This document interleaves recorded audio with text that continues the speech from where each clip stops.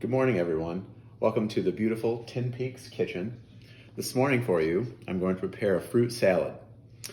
In preparing this fruit salad, I was given a limited resources. I was given a platter, a bowl, and a utensil, which in this case I have a garlic press. I'm going to prepare a fruit salad this morning consisting of strawberries, blueberries, a banana, which I've already peeled, and some raspberries. So I have the bowl, I have a platter, and I have my garlic press to make a fruit salad.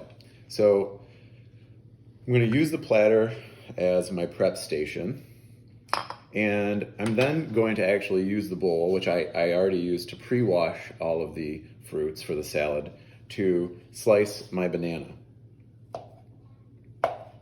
And the nice thing about this bowl is it has a pretty good edge, so I'm able to get consistent pieces of banana for my salad. So I have my banana, and then we need to prepare our blueberries.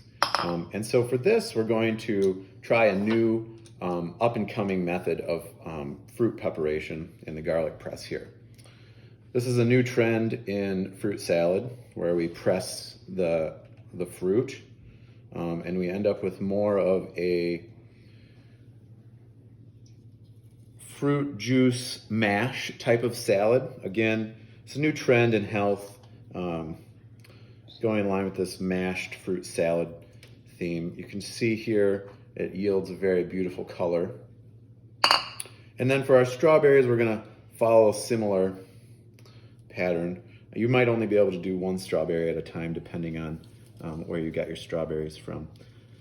But this method leads to a very well incorporated fruit salad where it's almost more of a smoothie. So if you like a little bit more of a liquid type fruit salad, this will certainly be a process that you'll find enjoyable. And here's our finished fruit salad this morning. Looks quite tasty. And so in likening this task to our learning this week, I thought about it like this. So you have technology as a tool, and sometimes you assign a technology as a tool for a learning objective. And if the technology doesn't necessarily fit the learning objective, you're going to find it's difficult to use that technology as a tool. Just as I made the salad this morning, a garlic press is not ideal for prepping a fruit salad unless you can adapt it to the situation.